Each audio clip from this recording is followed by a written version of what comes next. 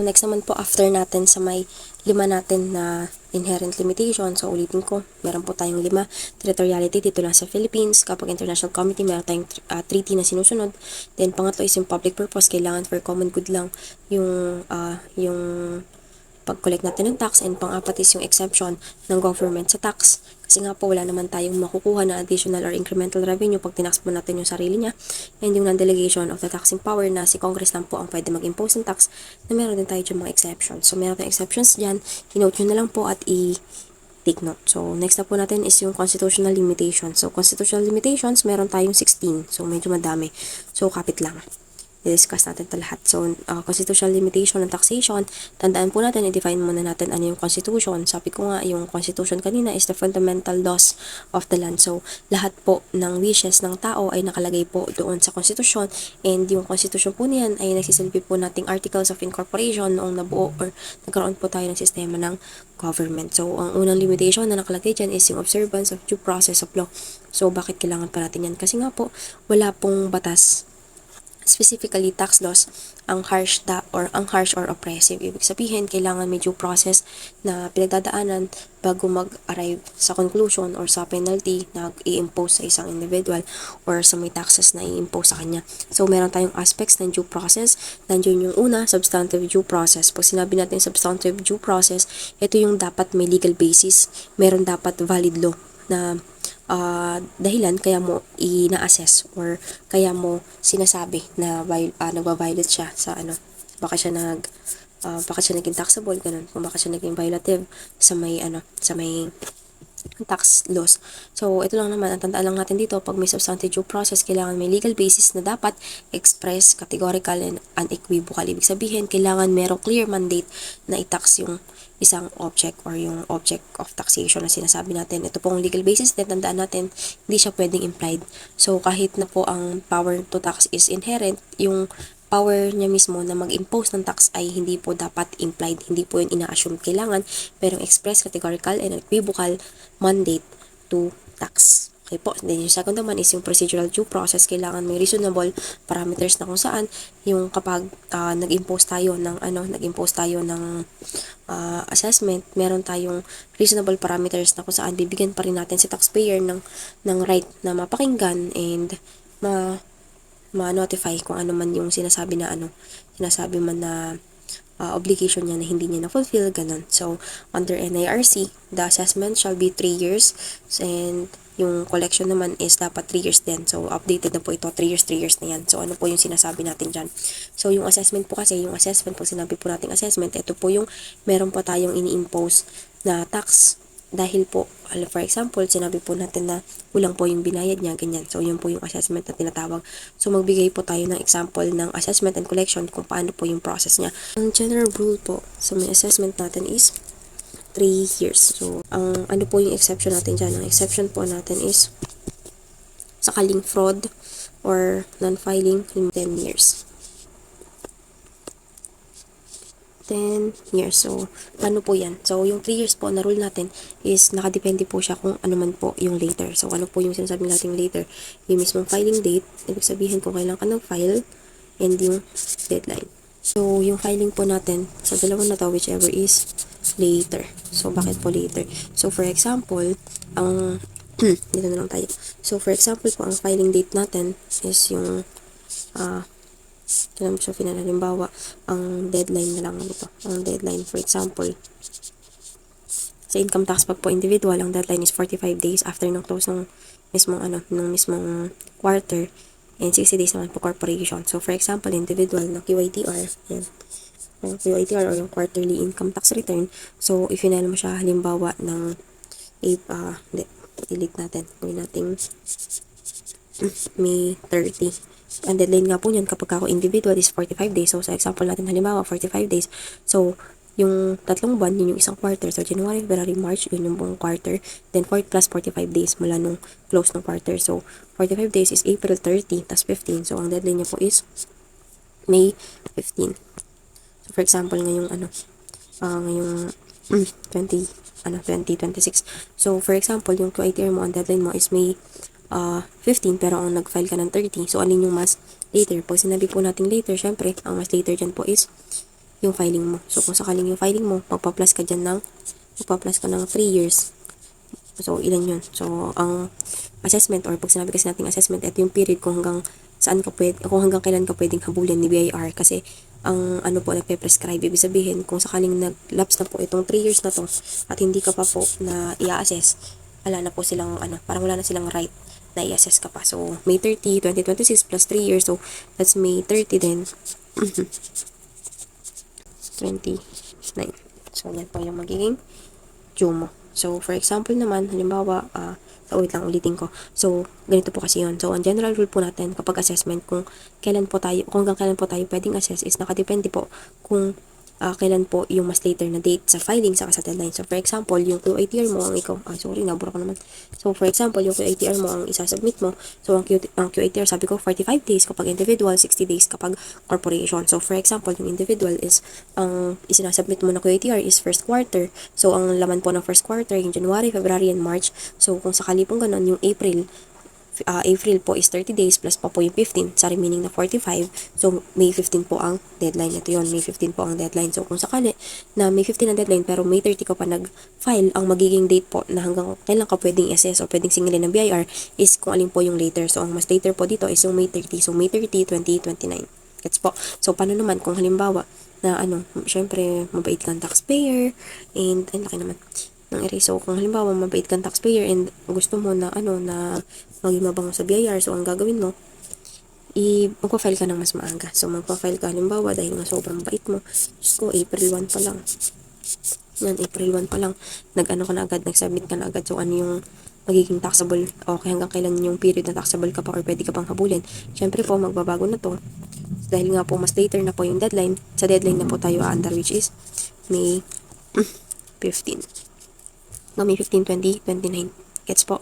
Basta po kung ano yung mas later, magpa-plus ka po ng 3 years and doon na po, hanggang doon ka lang po pwedeng i-assess. So, ayan. So, okay na. So, pag naman po, exception natin, kasi ang general rule po natin is 3 years, ang exception po natin doon is kapag non-filing or fraudulent. So, yung 10 years po na yan, ang example po natin, wait lang, sorry, ang basis po muna natin ng 10 years po na yan is, mas po dito, mas mahigpit kasi kapag po fraud siya or non-filing, sabihin hindi ka talaga nag-comply, mas mas imposibleng hindi ka ma-assess. Parang mas imposibleng mag-prescribe to kasi nga po 10 years from discovery. So, ganyan po yan, 10 years from discovery. So, for example, kahit po 1990 pa yung hindi mo final na yan, dahil nga non-filing siya, kahit 2026 na, pwede ka pa pong habulin ni BIR. And for example naman, kung fraudulent siya, paano ba kasi natin masasabi na fraudulent ang isang return? So, diniscuss ko na rin to sa face-to-face. Meron tayong 30% rule. No, itong 30% na to, kapag 30% and above, yung yung hindi mo dineclare, ibig sabihin nag-understate ka ng sales, yan, sinasabi na yan, fraud yan. Or naman nag-increase ka ng expenses ng 30% or more ng mga expenses mo, fraud din po yan. Bakit po? Kasi po kapag hindi mo po dineclare yung sales mo, ibig sabihin nag-understate ka ng declare, ang mangyayari po kasi sa mga taxable income mo is bababa din po. Kasi kung mababa yung declaration mo ng sales, so mas mababa din po yung magiging imposition ng tax kasi mas mababa po yung dineclare mo na income. Mas mababa kasi yung taxable income mo. So, kung mataas naman yung expenses mo, ganun din po, mababa rin po yung tax. Bakit naman po mababa yung tax? Kasi po, ang expenses po is deduction po natin sa taxable income. So, kung babawasan mo po ng malaki na expenses or purchases and expenses, yung sales mo and sales or yung gross income mo, mas mababa po yung magiging taxable base mo. So, mas mababa po yung tax na babayaran mo. So, meron tayong 30% rule dyan. So, ayan. Ganun lang naman siya. So, balik na tayo sa may discussion. So, yun. So, yari na tayo sa may assessment. So, kung sakaling assessment naman, kung sakali namang collection, yung collection po, ulitin ko, may update na po sa ating batas na kapag po collection, sorry, namalat na ako. Gawin na rin kasi, kapag po collection, ito po ay 3 years from assessment. So, sa example po natin kanina, yung May, kung halimbawa, ang inassess ka nung halimbawa, di ba, for example, ganito. So, for example, pwede ka pong i-assess hanggang May 15. Halimbawa, pwede ka pong i-assess hanggang May 15, 2029. So, in-assess ka ni BIR ng mas maaga pa dyan. So, in-assess ka niya ng mga halimbawa, June 1, June 1, 28 pa lang, ayan, 28 pa lang, inassess ka na kanya kaagad. So, yung lakad po ng collection natin is yung date po ng assessment, hindi po yung hanggang kailan ka pwedeng assess. So, date po ng assessment. So, for example, dito, plus 3 years ka po dyan, plus 3 years. So, ang magiging deadline po ng collection, ibig sabihin dapat makakolekta na si BR sa'yo bago pa mag 2031. So, ayan po yung sinasabi natin na kailangan makakolekta. So, ganun lang naman siya. Ganun lang siya kasimple. Basta, from the date po ng assessment, pag po collection, and yung general rule po natin sa may assessment, pag po natin kakalimutan, 3 years, and kung non-finding or fraud, 10 years from discovery. So, ito po yung sinasabi ko, general rule, 3 years. Ang exception po natin is yung non-finding na 10 years from discovery. And in terms naman po ng collection, meron po tayong 3 years from assessment date.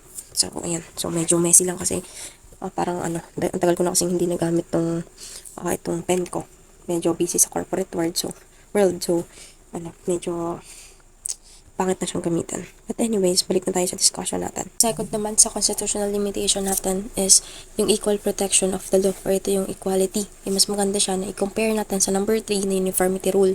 So, pag sinabi po nating equal protection, ito po yung sinasabi na yung taxpayer na merong same circumstances lang and same lang na condition, dapat hindi mo na siya need pong i-classify kasi nga same lang naman sila, and dapat same lang sila ng na-impose na tax kasi same lang naman din sila ng purpose, or same lang din naman sila ng kalagayan. So, for example nga natin dito, yung balot saka Pinoy vendor, pareho lang naman nagbebenta ng itlog. So, somehow, wala naman pong substantial distinction sa kung ano man po yung binibenta nila.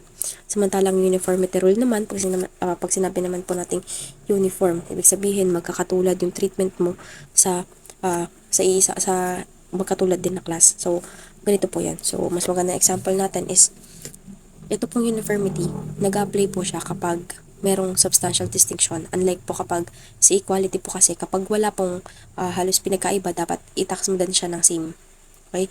Kumbaga, kapag yung item is almost same lang or walang no substantial distinction, i-tax mo lang sila ng magkatulad lang na tax. Uniformity naman po, yung gagawin mo po dito, kailangan mo pa silang i-group or i-classify based nga sa may substantial distinction nila, then dun mo po i-apply yung equal protection. So, kumbaga sinasabi natin, uniformity is relative equality kasi yung each class is matatax siya differently, pero kapag nasa same class na sila, dapat magkamukha lang sila ng taxation. So, nakalagay dyan si page 51. So, hindi ko na ilagay or na picturean yung page 51, pero punta na lang tayo sa may Google. So, ito yung classification na sinasabi natin. Maganda example dyan is yung nasa may page 50 nyo, yung classification ng taxpayers. So, may update na kasi sa may classification ng taxpayers nung nagkaroon ng IOPTA. Yung IOPTA po kasi is yung ease of paying taxes. So, nagkaroon na tayo ng konting adjustments. So, 2024 pa to.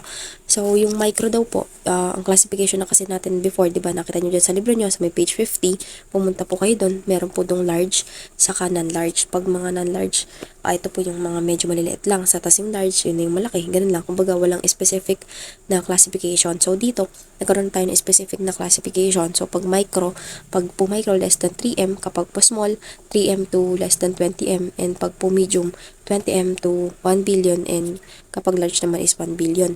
So, ito po yun yung chinecheck ko ha. So, ang maganda pong palatandaan natin dyan is yung 321. So, baka lang, konting papyaw lang na kailangan nyo rin namang maintindihan. So, ano po yung sinasabi natin na 321. So, yung 321 po na palatandaan natin is maganda po siyang i-apply kasi medyo nakakalito po yung threshold kasi po para lang po sa sa kaalaman nyo na ang threshold po ng BIR saka po threshold ng accounting ay mag-iba kasi po kapag po accounting ang tinitingnan po natin is yung asset and liabilities. Kapag naman po BIR, nakabase po tayo sa may gross sales. So, ganito po yun. So, sabi po natin, meron po tayong micro, meron po tayong micro, meron po tayong small, okay? Meron po tayong small and medium. Alam mo, itlog lang yun. Medium saka po large. So, ano po yung sinasabi kong magandang palatandaan po dito sa may classification natin. Pinhapiwan ko lang to. I know naman na medyo advanced na siya kasi nasa ibang chapter siya, pero papiyawan na natin. So, sinasabi ko po dito is yung 3, 2, 1. Ano po yung 3 to 1 na yan? So, kapag po sinabi natin na micro, ito po yung less than 3M. Yan. Less than 3M po yung gross sales. Yung gross sales.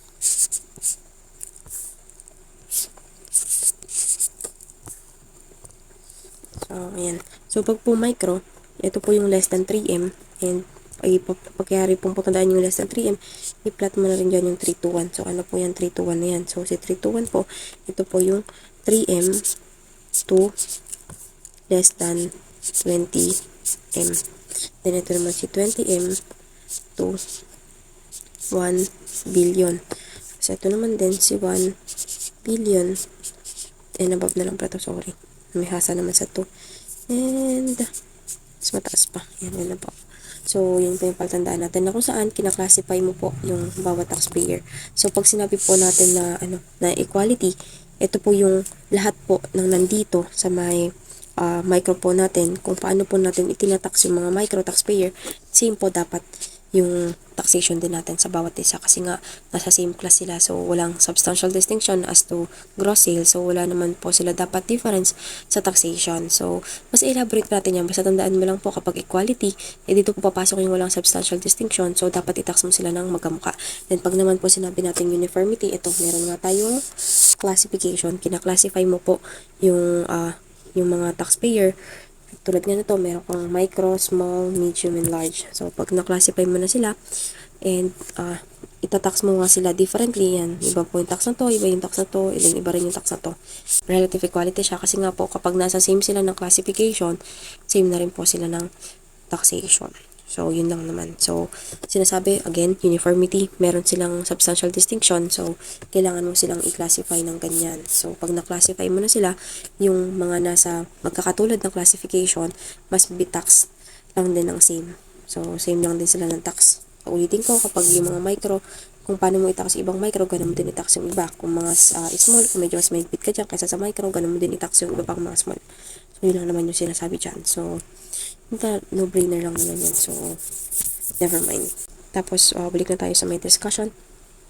Okay na po tayo dun. So, next naman is yung progressive system of taxation. Pag sinabi po natin progressive, mas mataas po yung tax rate kapag po tumataas yung tax base. So, consistent po siya sa may vertical equity. Kasi kung marirecall po natin yung vertical equity, sana si vertical equity, sabi natin, mas mataas po yung object. Ito po yung vertical equity po. Ayan, vertical equity. Mas mataas po yung object, mas mataas po yung capability na magbayad. So, dyan siya, nasa may page 3. So, yun. So, balik na tayo sa may limitation. So, progressive.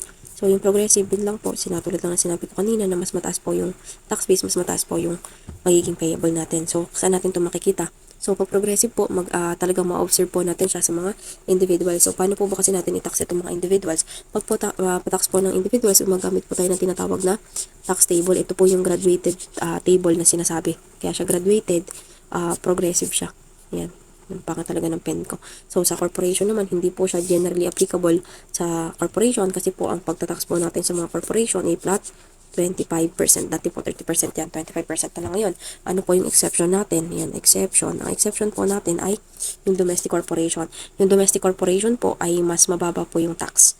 So, ito, somehow po, kumbaga, general rule, hindi po natin nakikita yung progressive system of taxation sa may corporation, pero sa domestic corporation, nakikita po natin yun. Kumbaga, sa domestic corporation palang progressive. So, bakit po? Kasi po, ang mga domestic corporation, taxable lang po sila ng 20%.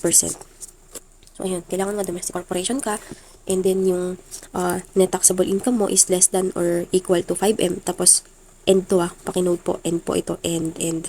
Baka po lumabas, kailangan end. Tapos, yung asset mo daw po, excluding yung land, 100 million lang yung asset mo. So, ganun lang naman po siya. So, ano po yung magandang explanation dyan?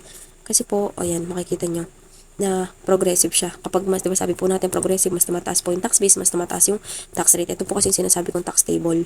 Yan, yung tax table pag income tax na ginagamit sa individual. So, makikita nyo, 0% siya kapag ganito pa lang yung tax table niya. Pero kapag nasa 250 to 400k na, yung excess po nung 250, for example, is 300. So, yung excess ng 250 doon is 100k. So, yung 100k po, imumultiply mo po sa 15%.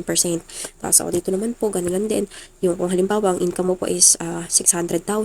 So, sabi lang dito, yung 400,000 mo, ang tax na agad niya is 22,500. Tapos yung excess pa sa 400 na yun, yun naman po ang itatax natin ng 20%. So, for example, 600,000. Yung 600k mo, ililes mo na yung 400k kasi ang tax niya na agad is 22,500. And then yung 20% po is, i-multiply mo po yung excess sa 400. So, 600 minus 400, meron kang 200,000 na taxable po ng 20%. So, ganun siya. So, makikita nyo, ayan, progressive siya. Mas tumataas po yung tax base, mas tumataas din po yung percent o yung tax rate. Okay po. Tapos, ayun, ganun lang naman siya. Basta yung corporation, may alam ko bago sa pandinig nyo, 25% po siya generally, pero pag domestic corporation, 20% na lang. So, paano po natin makikita yung progressive system doon? Kasi po, yung progressive system, sabi nga natin, ulit-ulitin ko, mas mataas na tax base, mas mataas na tax rate. So, kapag po ganito lang yung meron ka. So, mababa yan. So, kung mababa yan, mababa rin yung tax rate mo kasi yun po yung sabi dito sa progressive, di ba? So, mas mababa yung net taxable income mo, mas mababa po yung total asset mo, so mas mababa din yung rate mo ng tax mo. So, yun lang naman siya. So, ganun lang siya kasimple. So, number 5, ito naman, nasa number 5 na tayo. Medyo malayo pa tayo kasi 16 itong constitutional limitation. So, number 5, non-imprisonment for non-payment of debt or poll tax. So, pag sinabi po natin non-imprisonment for non-payment of debt or poll tax, so, kailangan po nating malaman ano muna yung difference. Ito na lang summary niyan. Meron na akong summary kasi bida-bida ako. Ayan. Nasusulat kasi ako sa libro kung paano ko siya gustong maintindihan. So, pag sinabi po nating debt, ito po yung debt and tax. So, ang difference po niyan, kapag po sinabi nating debt, dahil nga utang lang naman siya, so, mayroon lang private interest na apektado. Kumbaga, nagdedemand lang po nito is yung private individual lang or private lang, basta other than sa government, yun lang yung nagdedemand. Pag naman po tax, ito po yung demand of sovereignty. Kasi yung mismong government ng Philippines, yun po yung nagdedemand ng tax. Okay po. So, ang sinasabi po natin dito, sinasabi po natin na non-imprisonment ng non-payment ng debt saka ng poll tax is yung debt po na good faith. So, kapag po good faith, non-imprisonment po yan. Bakit po non-imprisonment? Wait lang. Baka po kasi medyo may nalilito pa pag sinabi natin good faith. Pag sinabi po natin good faith, ito po yung gusto namang magbayad ng umutang. Kaso, hindi lang talaga niya kaya pang magbayad sa ngayon. Kumbaga, nandun naman yung intent na gusto ko namang magbayad, kaso hindi ko lang talaga kayang bayaran eh. Yun po yung sinasabi natin good faith. Pag sinabi po natin bad faith, ito po yung merong kulong. Kasi po, tinitreat po siya as estafa. So, ano po yung bad faith na umutang? Ito po yung mga umuutang na sadya talaga na kumbaga, sadya talaga na ayaw magbayad. For example, umutang ako, tapos kinuha ko na yung pera sabay takbo. Kumbaga, sabay tago na ako sa ang isla sa Pilipinas, o kaya ng ibang bansa na ako para hindi na kita bayaran. Parang ganon. So, may kulong po kapag bad faith ka. Pero pag good faith, yung po yung sinasabi natin na non-payment of debt ay hindi po imprisonment.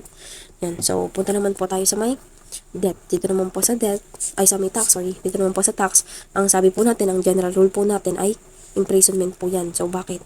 Kasi kapag hindi ka nagbayad ng tax mo, meron niyang, ganito kasi yun sa actual practice. Kapag hindi ka nagbabayad ng tax mo, possible ka na, masabpina. And kapag nasabpina ka, ikukorte ka na, ganyan, para mag-appear ka, ganun. Hanggang sa mapunta na sa imprisonment yun, pag hindi ka talaga nakikisama sa collection. Kahit na meron naman ng valid basis kung bakit ka kinakolektahan. So, ayun. Ang exception lang natin dyan is poll tax. Ano po yung poll tax? Ito po yung cedula. Ganito po kasi yung process niyan. So, sabi ko, pag nagbayad kayo ng cedula, meron tayong CTC na tinatawag or yung Community Tax Certificate. Meron tayong additional agad yan. Meron tayong basic na binabayaran, tapos meron tayong additional. So, magkaiba po yung treatment or yung amount kapag po individual and corporation. So, pag po ang pinag-uusapan natin is individual, and dito naman is corporation. So, pag po individual ang pinag-uusapan natin, ang basic po, pag po individual, ayan, iba tayong kulay, 5. Ang basic naman po dito ay 500, mas bongga. Tapos, ang additional po nila ay nakadepende po ito sa income. Ayan. Yung income po ang basis niyan ng property, ng profession, ng basta business, ganyan. Depende po sa income. So, ang additional po kasi nito is 1 peso every pangit naman ng every ko. Huwag na nating i-word yan. Every 1K. Samantalang dito sa corporation, meron kang 2 pesos every 5K. Tama ba? Every 5K yan. Tama yan. Tapos, andan lang po natin na ito pong additional nito is may limit. So, ano po yung limit na itong additional? Itong additional na to, may limit siya pag individual na 5,000 lang. Pag naman corporation, may limit siya na 10K. So, Kung iisipin mo po, ang limit po niyan in totality, pag sinabing total, pinag-plus mo, ang max po na pwedeng bayaran ng individual kapag cedula is 5 plus yung 5,000 na additional. Kapag naman po corporation, 500 saka 10K, so 10,500. So, ayan. So, ayun, hindi ako mapakali. Pero, ano nga, palagay ko, so, hindi sila same. Yung registration na 500, kasi nga, annual tong sinisingil as basic corporate tax. Hindi siya same sa may poll tax na sinasabi ko ng LGU. Kasi yung registration nga pala is national, and yung LGU na community tax is local. So, yung 500 po na annual registration fee, yun po yung tinanggal. Pero yung corporate po na cedula, hindi naman po. So, anyways, so balik tayo sa so, the constant guarantee non-imprisonment na poll tax kapag basic lang, yun po yung diniscuss ko na kapag basic lang, and non-payment po ng additional is tax evasion daw. So, paano siya? Makukulong ka dyan pag hindi mo binayaran. Okay po? Yan. Medyo minamalat na ako, pero tuloy pa rin tayo sa number 6. So, number 6 natin is yung non-impairment of obligation and contract. So, diniscuss ko niyan kanina, kapag po non-impairment clause. Sabi nga po natin, ang taxation po ay inferior sa non-impairment clause ng Constitution. So, kapag po meron siyang obligation na nag-arise from contract, kailangan po hindi niya po iyon baliwalain, hindi niya i-set aside, kailangan po niya yung sundin. Kasi sabi ko nga po na paulit-ulit ng state po, siya po ang dapat na maging role model or maging good example na dapat nag-act ka po in good faith kapag meron ka pong katransaksyon. So, ano po yung, dito, yung pwede niyang i-impair lang or i-revoke kapag po privilege lang na binigay. Kumbaga, tax exemption lang. Halimbawa, tax exemption lang yung binigay mo. Dahil nga, unilateral government action yon, yung kumbaga government lang nagkusang loob na exempt siya, pwede po yung i-revoke. Kasi nga po kapag ganun na privilege, pwede po siyang i-revoke. So, ayun lang naman. So, number 7, ganun lang siya kasimple ha. Number 7, free worship rule. So, sinasabi lang dito na kapag ang isang individual ay, or kahit yung mga religious institutions, kapag po related sa may religion po nila, hindi po tinataksan. Okay po, so mamaya mas magiging detailed pa po yung discussion natin dito. So, yan muna for now. Basta kailangan tungkol sa religion, related sa religion, kung sakali na yung purpose or yung transaction ay somehow parang proprietary na, ibig sabihin for profit na or commercial in nature na siya, taxable na po yan. Okay po, so ayan, medyo magulo nga yung notes ko. So, number 8 is yung exemption daw ng REC. Pag sinabi po natin REC, religious, educational, and charitable.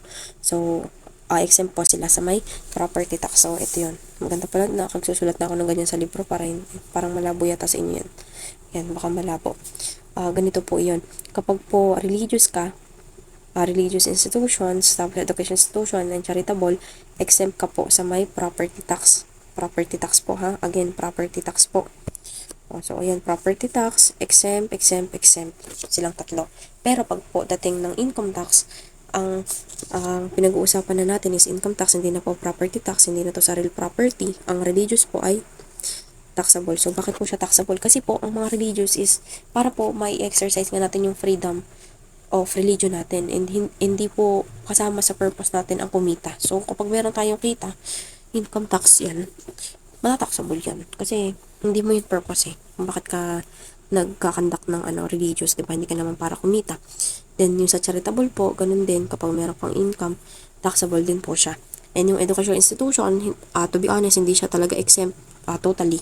Kailangan po nating i-check yung nasa number 10 natin. So, ito po yung number 10 natin, hatandaan nyo. Ito pong educational. So, tanong na tayo doon kaagad. Wait. So, number 10, yung number 10 natin, yung exemption daw po ng exemption po sa revenues ng mga asset and sales po ng mga non-profit, non-stock educational institution. Kasama po yung grants, yung ganyan, sa lahat ng ma-receive nila na revenues. Kasi ang revenues po ng mga non-stock, non-profit is usually po talaga galing sa mga donation yan. Okay po. So, dito na po papasok yung sinasabi ko kanina. So, ano po yung sinasabi ko kanina? Ganito yan, no? Baga may araw-araw yan kasi. So, sabi natin, si religious, educational, and charitable, exempt silang lahat sa property tax. Pero, yung pinag-usapan po natin, number 10 is yung educational institution, exempt po siya sa property tax. Pero, paano naman po kapag income tax na yung usapan? Sabi ko nga po, itong exempt dito ay hindi po siya guarantee. So, kung sakaling ang usapan na po is yung income tax ng educational, ganito po siya. So, pag po educational yung pinag-uusapan natin, pwede po natin siyang i-classify sa tatlo. Pag educational po na private, educational na non-profit, and educational na government. So, kapag po private, ito, inilagay ko natin pala to hospital sa education. Kasi, anyan, medyo may similar rules siya. And, kailangan nating inote. Dahil nasa dulo pa naman to, pero inote na rin. So, kapag po hospital and private siya, taxable po siya ng RIT. And kapag po education siya, and education po na private, taxable din po siya. So, tandaan lang po natin kasi ang highlight naman po kasi talaga natin is yung education. So, meron po tayong tax dyan na ito, 10, 1, 10. Ano po yung 10, 1, 10 na yan? So, yung sinasabi natin 10, 1, 10 is yung period na ito, yung on or before, ito, July 1, 2020 to June 30, 2023, 1% po ang tax lang ng mga private educational institution. Okay po, bakit? Kasi ito po yung panahon ng pandemic. So, mas binabaan po yung taxation ng mga educational na private. Kasi syempre, yung mga private na institution na yan, medyo nalugi din talaga sila kasi konti lang nag-aaral, mga takot lumabas, ganun. So, yung mga other sources of nila, mga revenues nila, hindi rin talaga ganun kataas yung kinikita. So, binabaan po yung tax natin kasi hindi po afford or medyo masakit talaga sa bulsa na bayaran siya ng mga private. So, dito na po papasok yung non-profit na nakalagay sa number 10. Ano yung nakalagay sa number 10? Sabi po sa number 10, pag po mga non-profit, ito po yung exempt na sinasabi. Pero, may rule din po siya. Katulad po ng rule po dito sa education. Pag po hospital, ito education again, okay? Pag hospital po siya, meron kang 10-1-10 rule. Tapos kapag naman po education siya, exempt siya. Bakit siya exempt? Kasi po nasa number 10 yan. Yan nga po yung sinasabi natin sa 10 na exempt po sa income tax ang non-profit educational institution. Okay po? So, ganun siya. So, next naman is yung government na educational. Ito yung mga state universities, mga educational na educational institution na gobyerno ang may-ari. So, yung hospital, syempre, dahil nga government yan. So, for example, dito sa Kaminatuan, yung city hospital, ganyan, mga PJG, national yon. So, exempt siya sa income tax. Kasi nga own siya ng government and for public for public government function. So, para sa sa health ng mamamayan, na libre yan. So, ayan. So, next naman is yung sa education. Sabi natin, education to, hospital and education. So, sa education po, generally po, ang government po is taxable. Pero, ang exemption po natin doon is, generally po, ang government po is taxable. Kasi nga, sabi ko nga, wala naman po sa konstitusyon natin na sinabi na exempt po ang government kung sarili niyang owned yung educational. Pero, by law, parang sinabi po dito na exempt pa rin siya by law dahil sa government. Kumbaga, by inherent power nga, wala namang mapapala kung sakaling itatax pa yung sarili niya. Kasi nga, ulitin ko, ang exemption po ng government is by principles lang. Hindi po mali itong law na to. Yan. Yan, mali yung law na yan. So, taxable po yung government kapag po education, pero exempt po siya by laws. So, yun, wala na naman siya. So, pag government po yung pinag-uusapan natin, sabi ko nga po, pag hospital, exempt siya. Kasi nga, for public function. Ang public function is about healthcare. So, exempt po siya. And the same way naman din, pag education, exempt naman din po siya. Yan, pareho sila. Exempt naman sila by, dahil sa law. So, ganito po kasi yun. Wala po sa konstitusyon na nakalagay yung government ay ang government po ay exempt. Kasi sabi ko nga po, ang exemption po ng government ay yung limitation po sa exception ng government ay hindi po absolute kasi wala po siya sa konstitusyon. Pero wala man po siya sa konstitusyon, meron naman pong law na nagsasabi na hindi po sila taxable. Okay po? Ganito kasi yun Kapag konstitusyon, tandaan nyo po, yung constitution po, lahat po dapat ng batas ay nakadrive sa constitution. Ang sinasabi po natin dito na yung government, yung exemption po ng government ay hindi po nakasaad sa konstitusyon. Pero, huwag po nating ialis sa isip natin na ang constitution para siyang fundamental laws na nagiging basis ng mga other laws na ibibigay pa or isasubmit pa. So, ang nangyari dito, yung government exempt siya by law, pero hindi by virtue ng constitution. Okay po? So, yan po. So, ayan po yung 8 and 10 natin. So, balikan lang natin si number 8 kasi medyo meron tayong nakalimutan palang i-discuss dito. So, tandaan lang po natin sa constitutional limitation, ipina-follow niya po yung doctrine of use kaysa po sa doctrine ng ownership. So, hindi niya pina-follow yung doctrine of ownership. So, bakit po? Kasi kailangan po yung isang property ay ginagamit po talaga for, halimbawa, religious talaga. Saka lang po siya may exempt. Exempt kasi po yung, sabi po natin, yung REC, sa real property tax. So, if hindi naman yun yung use niya, kahit ownership niya pa yun, taxable po yun. Okay po? So, ganito yung example niya. So, ayan, dito na lang tayo. So, yung example niya is itong, halimbawa, religious. So, sabi ko nga, yung religious na yan, for example, meron siyang pagmamayari, meron siyang, sabi ko rin sa example ko nung face-to-face, meron siyang halimbawang dalawang building. Yung dalawang building niya na yan, yung isa nandyan yung pinagmimisahan niya, yung isa naman ay pinaupa niya kay Dunkin. Ayan, social siya, nagpaupa kay Dunkin. So, kahit po itong dalawang building po na ito ay pagmamayari po ni religious, educational, or charitable, ay hindi po ito exempt. Kapag po ang ginawa tulad na to, ownership niya po yan, pero pinaupa niya kay Dunkin ng for profit.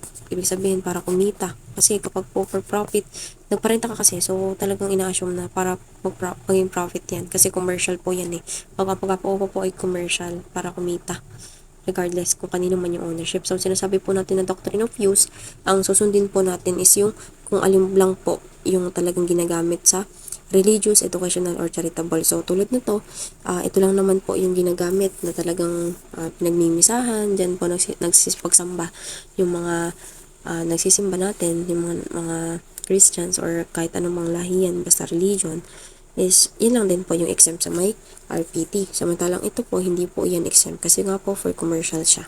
Kahit po itong buo na to ay ownership pa ng simbahan. Okay po. So, ganun lang naman siya kasimple. So, number 9 is yung non-appropriation of public funds. So, sinasabi lang dito na separate po kasi ang state and yung church. So, yung mga religious appropriation, bawal po yun. Ano po yung example natin ng religious appropriation? So, for example, nandun ako sa legislative branch, and syempre, devoted Christian ako. So, paborito ko yung church namin. So, lalagyan ko siya ng 10 million na appropriation. Babawas ko sa public funds. Sabihin ko, 10 million appropriated ito sa may simbahan ko. So, doon siya dadalhin. So, bawal po yun. Kasi po, bawal po natin gamitin ang public funds para sa religious appropriation and lalong-lalo para sa private interest natin. Okay po? Yun. So, na-discuss na natin yung number 10. Ito ngayon sa educational purposes. Yung educational institution. So, yan. Basahin yung doctrine of use lang din yan. So, next is number 11. So, dito naman tukol to sa may majority na absolute majority, relative majority. So, ayan.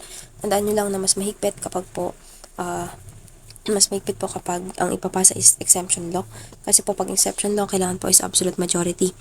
Okay po. So, ganito. Nagbigay tayo ng example para mas maintindihan natin ng mas maganda. Okay? So, ayan. So, magkuha tayo ng So, for example, meron tayong sa Congress, sa may Congress, meron tayong 100 na members. So, yung 100 members na yan, so, kailangan yung 100 na yan, pag nag-meeting or nagkaroon ng pagpupulong, kailangan magkaroon siya ng quorum. Yan yung naririnig nyo sa may batas na wala daw quorum ang mga senador. Ganyan yun. So, kung sinabi po natin quorum, ito po yung half plus 1. Okay po. So, para magkaroon ng quorum sa isang meeting, kailangan, kung merong 100, ang kailangan po dyan ay 51. Bakit po 51? Ito po yung half na 50 plus 1 para magkaroon ng quorum na 51. So, for example po, meron po tayong 51 na attendees. Siya po yung attendees natin. Yung mga attendees po na yan, sila po yung mag-uusap-usap. Ano po yung pwede nilang pag-usapan? So, pwede po nilang pag-usapan ay pagpasa po sila ng tax bill. Ayan, ng tax bills, or pwede naman sila magbigay ng tax exemption. So, ayan. Pag po, tax bill po, mas mahigpit po ang tax exemption kaysa tax bill. So, ganito po kasi yan. So, for example nga, meron ka ng quorum na 51, and then, yung tax bill yung pinapasa mo. Pag po sinabi natin tax bill, ang kailangan po dito ay relative majority lang. Yan, relative majority. Ibig sabihin, pag relative majority po kasi, majority lang to ng attendees. Kapag naman po tax exemption, yung pinag-uusapan, is about naman po ito sa may absolute majority. So, yung absolute majority po ay nakadepende sa total na number ng members ng Congress. So, ganito po yan. So, kung for example, again, meron kang 100 na meron kang 100 na 100 total members ng Congress, and then magpupulang kayo, ang kailangan po is more than half. So, ayan, yung 51. So, ayan, 100 kayo. So, yung tax bill po natin, pag po tax bill, yung relative majority na sinasabi natin, kapag po ipapasa natin yung tax bill, relative majority lang. So, paano po yung relative majority? Pag po relative majority, again, paulit-ulit ko na itong i-discuss ng face-to-face, relative majority, ito po ay majority lang po ng attendees. So, kung majority ng attendees, 51 yung attendees mo, ang kailangan mo ay 26. Kapag po 26 lang, na may votes ka ng 26, may papasa na po yung tax bill. Pag naman po, exemption, dahil nga sabi ko mas mahigpit, dapat absolute to. So, ibig sabihin, pag absolute, ang kailangan mo tignan is yung total members ng Congress. So, kung 51 ang attendees, magkano ang kailangan, ilan ang kailangan mo na boto para sa katuparan yung tax exemption, kailangan po ay 51. Kasi nga po, absolute majority, which is ang majority po ng 100. So, kung magkatandaan po ninyo, ang basis po nito ay yung 100, samantalang ang basis po ng tax bill ay yung 51. So, pangit niya. So, yun. Yung 51 po, 100. Okay? So, ayan. So, ibahin naman natin halimbawa yung yung given. So, for example, ang laki naman. So, halimbawa, ang attendees natin is, for example, ang attendees natin is 71 naman. Ayan, 71. So, same pa rin naman po yung quorum. Ang kailangan pa rin nating quorum ay 51 pa rin. So, magko-constitute pa rin naman po ng quorum kasi ang minimum po is 51 and meron tayong 71 na attendees. Parang hindi maiintindihan yung sulat ko yan. 71 yan, tandaan nyo. 71, pangit. 71 na attendees. Yan yung attendees na sinasabi natin. So, kung sakaling dito kasi ang attendees lang natin ay 51, tandaan nyo kanina 51, dito naman yung 71 para may comparison kayo. So, ilan po yung kailangan natin pag relative majority. So, pag po relative majority, majority lang po ng attendees. Ang attendees po natin is 71, so ang kailangan natin ay 36 na boto. Samantalang po pag tax exemption, ilan po ang kailangan natin? Kailangan po natin ay 51 din. Bakit po 51 pa rin? Kasi po, ang base po nitong relative majority natin sa tax bill ay yung 71. Yan po nakabase yun. Samantalang yung 51 natin ay nakabase pa rin sa 100. Kasi ulit-ulitin ko kapag po tax bill, relative majority lang. Nakadepende kung ilan yung attendees. Kapag po tax exemption, sa absolute majority or yung total number of members ng Congress. So, ayan, makikita nyo naman sa libro nyo yan. Ayun, nag-uulat. Sorry. Wala ko nag-ulat. So, ganun lang siya. So, again, absolute yan. Makita nyo, absolute majority. O, kailangan yung present, saka yung absent. Kumbaga, yung original membership. Yun nga, yung 100. Kung sakali naman na passage ng tax bill or yung withdrawal ng tax exemption, kasi nga po withdraw po yung tax exemption, tataas po yung collection. Yung kapag may tax bill, tataas po yung collection din ng tax, pareho sila ng effect. Relative majority lang yung quorum or yung present lang plus 1. Yung quorum or yung present, whichever is higher. So, kung higher yung present, tulad nga nung 71, yung 71 po yung base natin, and yung quorum po ay always half plus 1 para maging binding po. Need po ng quorum. Okay po? So, ganun po yan. So, yung number 12 naman is yung non-diversification of tax collection, and 13. So, na-discuss na natin yan sa may inherent limitation. Yung 12, kailangan for public purpose lang. And bawal siya gamitin for private purposes. So, sarili mong interest. And kapag non-delegation sa 13, ito nga yung sinasabi ko na Congress lang, tapos meron tayong mga exemption. Okay? Discuss na natin yan sa mga inherent. So, tandaan pala natin, meron nakalagay dito. Tandaan nyo, okay? Tandaan nyo. Kasi medyo tricky to. So, ang note po dito, siguro ni-note ko to kasi namali ako nung unang sagot ko. Kaya, ilan daw yung magdi-disagree para hindi matuloy o kung ano man yung pinagbobotohan. Yun yung tanong ha. So, for example nga, kung ang pinagbobotohan po is tax bill, Halimbawa, pag tax bill, sabi po natin relative majority. So, ilan po yung kailangan para hindi po magkaroon ng majority. Yan. So, para pala mas maganda yung presentation natin, bigyan natin siya ng konting adjustment. At pala, in-adjust ko yung example ko. So, yan. Kung halimbawa, ang base mo dito is, meron kang 22 na 52, sorry. 52 na attendees. So, yan. Meron kang 52 attendees. Sakaling meron kang 52 attendees, ang kailangan mo na na majority ng 52 ay 27. So, burahin din natin ito. Dahil 27 na po ang majority. Mas marami sa 27. Kasi kapag 26, pareho lang sila, so mag-equal lang. So, ano po yung answer natin kapag tinatanong pag po tax bill, ilan po yung kailangan na hindi magboto po ng no para lang hindi matuloy. So, the mere fact po na magboto po sila ng half, which is, ang half po niyan is 26. Ibang kulay yan, may ibang kulay natin. Pag nagboto po sila ng half po niyan, hindi na po agad matutuloy. Ayan, 26. Samantalang dito, yung half po nito, yung 50, yan, dito ay 50 lang. So, bakit po? Bakit po ito lang? So, ganito po yun. Huwag na natin itong pakialaman kasi same lang din naman yan.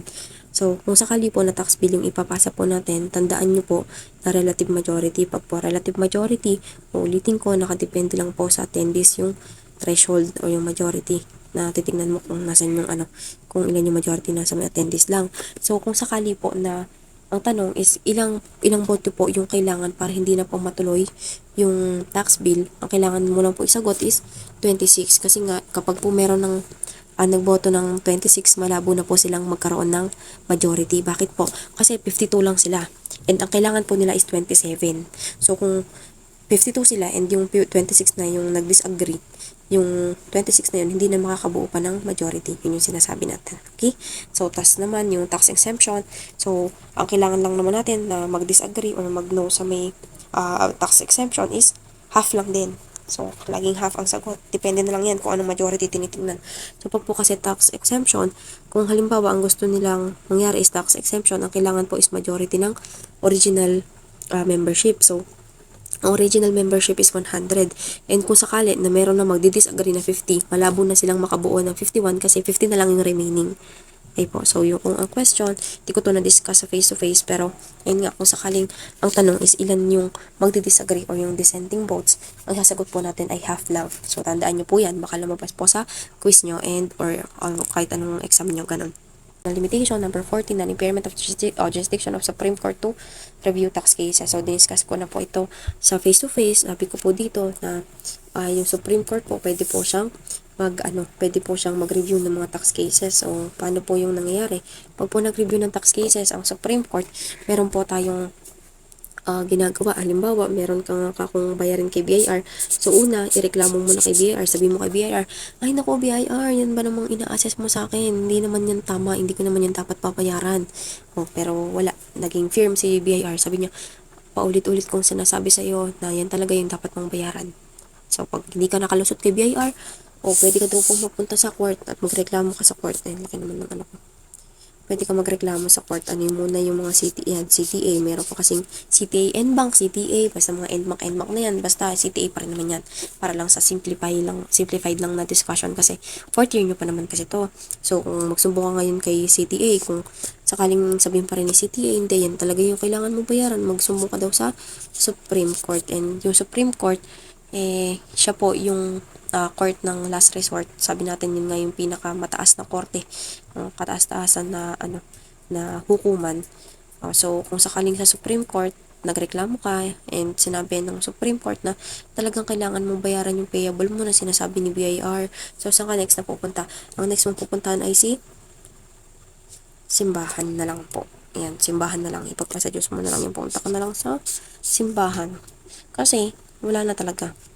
Hindi ka na makakapag-apila pa kasi Supreme Court po ang last resort natin. Ayun lang naman.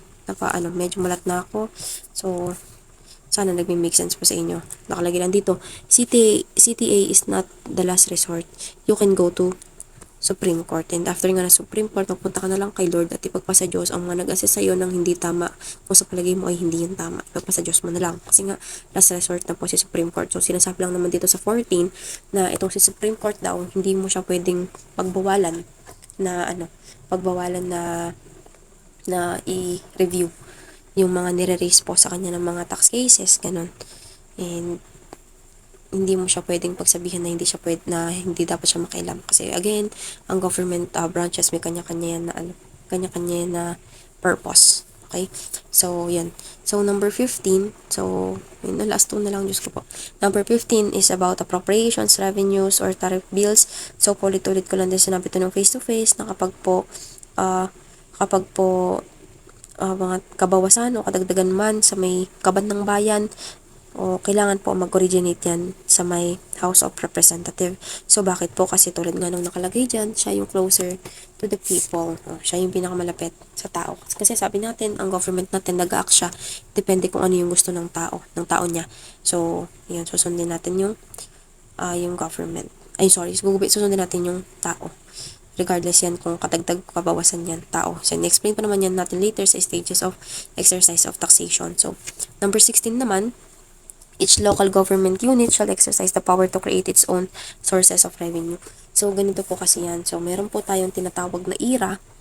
Yung IRA po na yan po yung nakukuha ng government. So, ito po kami, ay parang may drawing, sabi ko na ba.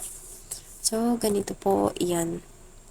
So, yung IRA po, yun po yung collection ng RDO. Ganito po kasi bawat bawat province po merong or province or isang place meron yung RDO na nakakasakop. And then yung collection po ng RDO po na yun, meron pong 40% na tinatawag na IRA. Yung 40% po na yan, yung Internal Revenue Allotment, ito po ay possible na mapunta sa may province or sa independent component city or sa highly urbanized city. So, ayan, tundan nyo lang yung ayan, yan yung pwedeng puntahan. Meron kang IRA. Yan yung IRA na sinasabi. So, yung IRA mo, kung province siya, sa tulad ng Nueva Ecija, so sa buong province ng Nueva Ecija, or katulad naman ng Cabanatuan na, na siya, kaya na niyang maging independent o maging separate sa sarili niyang province. So, magiging separate, for example, si Cabanatuan, pwede nang yung collection ni Cabanatuan o yung IRA ni Cabanatuan ay para sa kanya lang kung independent component city siya or highly urbanized city siya sa halip na maging province. Okay po? So, ganun lang naman siya. So, yung sinasabi kasi dito sa number 16, yung bukod daw po sa IRA na nanggagaling sa may national, pwede rin daw po sila na magkaroon pa ng sarili nilang source na pagkukuhanan ng revenue. Bakit po? Kasi po, sometimes, ang IRA po na yan ay hindi po sapat para po sa katuparan kung ano man yung gustong gawin ng LGU. So, yung IRA po na yan, hindi yan sapat. Kaya kailangan niya ng sarili niyang own source ng taxes para maisaktuparan kung ano yung gusto niya. So, ulit-ulit na namin yun. Ngayon discussion ako niyan. So, next